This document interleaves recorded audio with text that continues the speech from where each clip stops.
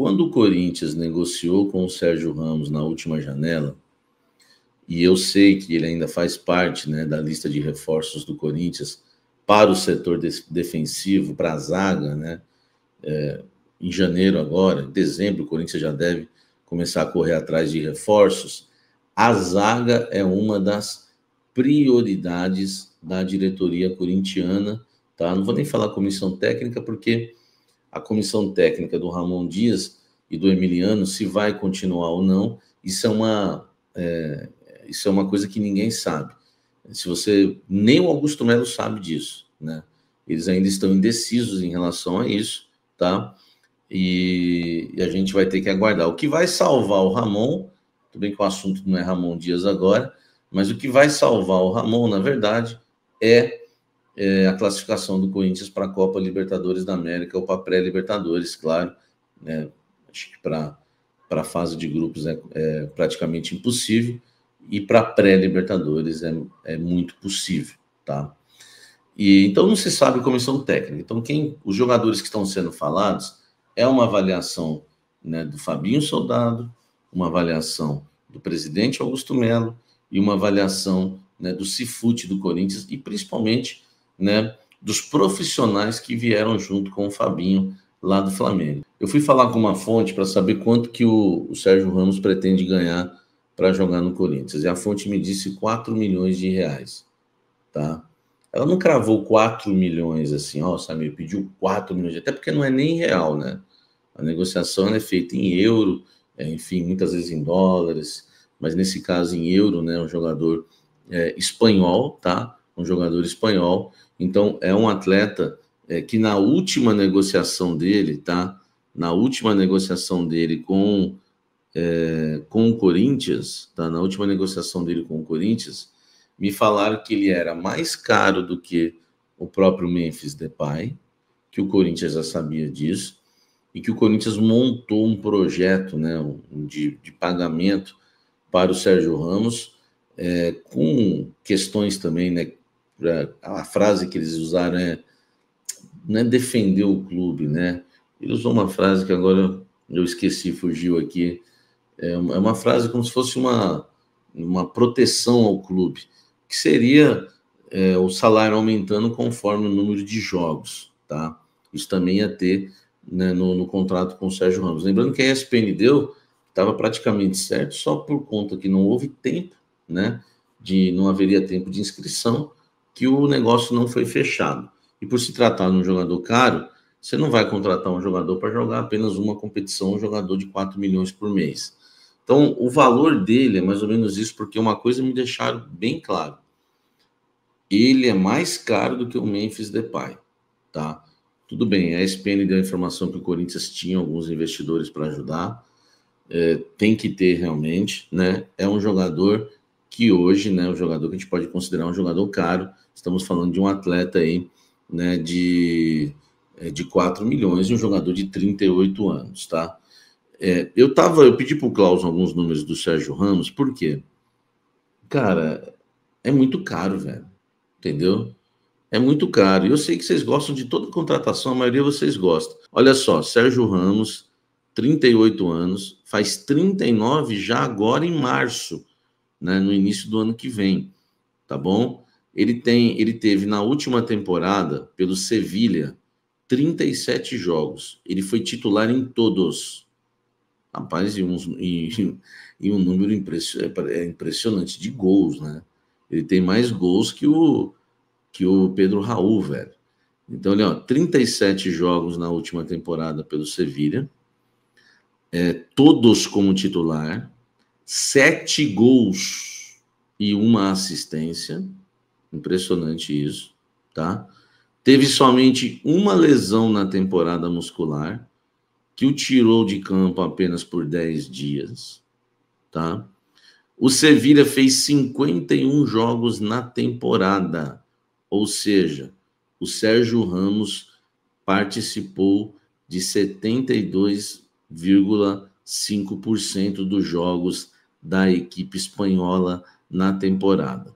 Depois que saiu do Real Madrid, fez também 2 temporadas pelo PSG, na última delas, 2022 e 2023. Fala pessoal, tudo jóia? Gente, novamente de volta no canal, trazendo as últimas informações do Corinthians para vocês de forma exclusiva.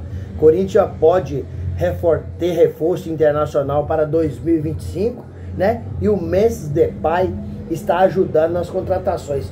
Mas antes de falar do Mercadão da Bola, vamos falar um pouquinho do jogo entre Corinthians e Cruzeiro, que acontecerá dia 20 de novembro, no feriado, às 11 horas da manhã, na Neoquímica Arena.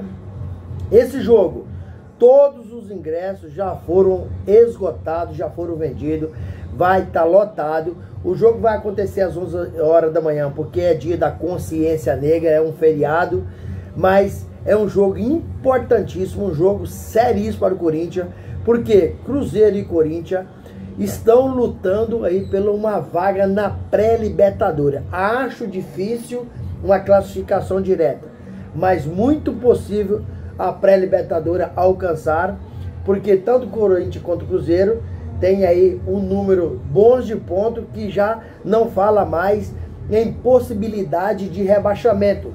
Isso já ficou para trás, então todos os dois clubes sonham em uma vaga na pré-libertadores. Só detalhe, o Cruzeiro, daí a 3 dias, vai disputar a final da Sul-Americana com o Racing. Então o Cruzeiro vai vir com um time misto, um time de reserva. Mesmo sendo o time titular do Cruzeiro, após o Corinthians conquistar aí 4 vitórias consecutivas, tá embalado, tá motivado, tá confiante, teria condições tranquilamente de vencer o Cruzeiro jogando em casa com apoio de sua torcida. Entretanto, o Cruzeiro ainda vai vir com um time misto de reserva. Então a chance do Corinthians ganhar do Cruzeiro, ela tem que aumentar de forma obrigatória. E não há um outro resultado para o Corinthians, tendo em vista que a gente está tendo um ano perdido, a não ser a vitória contra o Cruzeiro. O Corinthians continuar ainda mais sonhando classificação e quem sabe salvar um pouco o ano, porque tem sido um ano difícil, um ano complicado para o Corinthians. Gente, sobre José Martínez, talvez ele não joga contra o Cruzeiro. Por que não joga? Porque ele, no jogo entre Brasil e Venezuela, José Martínez saiu machucado, saiu lesionado, e a comissão técnica do Corinthians ainda não sabe qual é o nível da lesão, se ele vai enfrentar o Cruzeiro ou tem que ficar fora para fazer tratamento. Porém, é um jogador importantíssimo porque é um titular absoluto para o técnico Ramon Dias.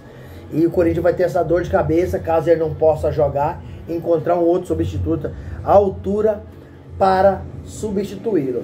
Sobre reforços, vamos falar um pouquinho sobre reforços. Corinthians, na janela passada, tentou contratar o Eric Pulga, não conseguiu. Corinthians continua tentando, continua sonhando em fazer essa contratação. Por quê? É um jogador jovem, na temporada já tem 25 gols, é o artilheiro da Série B do Brasileirão com 13 gols, é um atacante de velocidade, rápido, driblador, inteligente, um jogador versátil, né, de boa técnica apurada, muito velocista, né?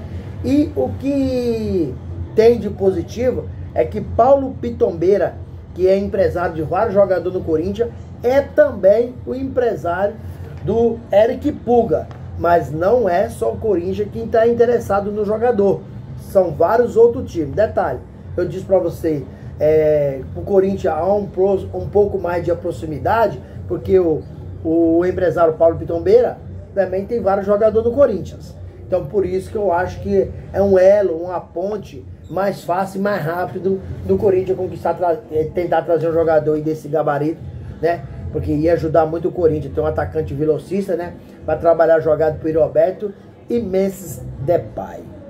Gente, sobre aí a possível contratação do Real Madrid, do zagueiro aí, Murilo, ex-Corinthians, que o Timão vendeu pro Nottingham Forest. Corinthians pode ganhar uma excelente grana se o Real Madrid acabar fazendo essa contratação. Por quê? Porque o Corinthians vendeu o jogador e deixou ainda 10% sobre os direitos econômicos do atleta, caso o Nottingham Forest fizesse uma venda aí considerada para o Corinthians ganhar dinheiro. E o Nottingham Forest, segundo a imprensa espanhola, está vendendo esse jogador por 587 milhões. Em euros, dá 96 milhões. 10% desse valor corresponde aí aproximadamente uma bagatela de 60 milhões para o Corinthians.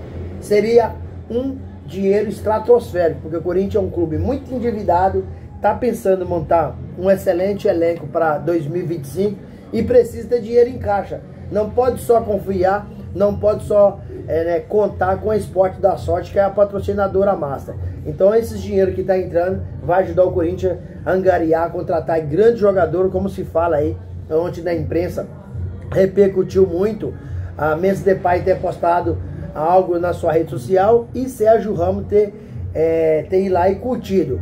E não é segredo para ninguém que o Corinthians tem aí prioridade em mudar essa defesa, porque a defesa do Corinthians com Gustavo Henrique, Kaká, Félix Torres é fraca demais, é uma avenida.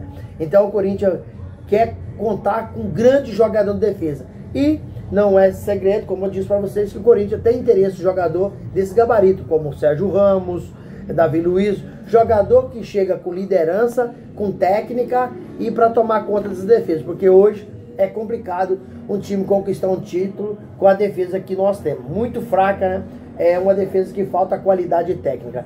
Só que o que está acontecendo? O Memphis Depay é um jogador que está de forma indireta ajudando o Corinthians a fazer contratações aí de nível europeu. Por quê? É através da sua amizade que ele tem com os atletas da seleção holandesa, né? Ele tem uma grande influência.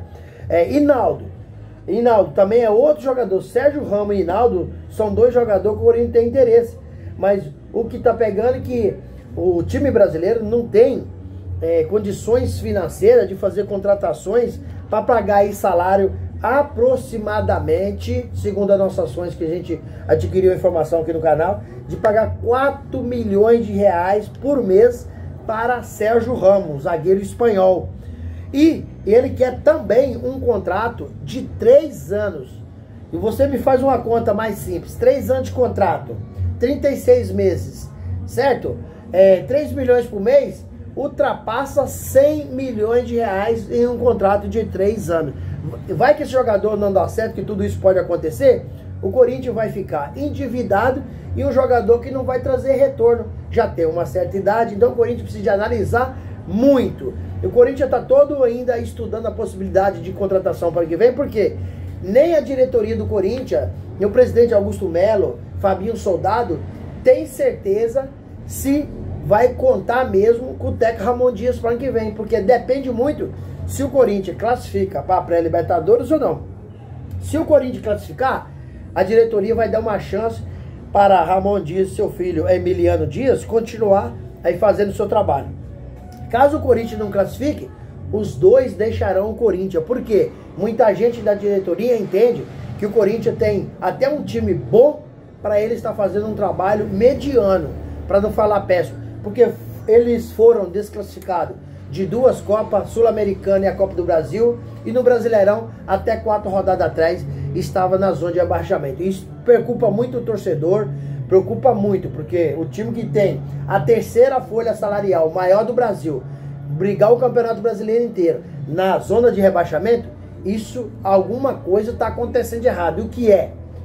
O que é? Será que a culpa mesmo é somente do treinador Ramon Dias, ou a diretoria também tem muita culpa aí na administração do Corinthians? Quero saber de vocês, o que vocês acham? Quero que vocês deixem aqui no canal um comentário, quero que vocês deixem aqui um like no vídeo. Se não é inscrito, deixe sua inscrição, ativa a notificação, porque todo dia eu gravo conteúdo e vocês receberão tudo de primeira mão. Sem mais delongas, até o próximo vídeo. Tchau, tchau.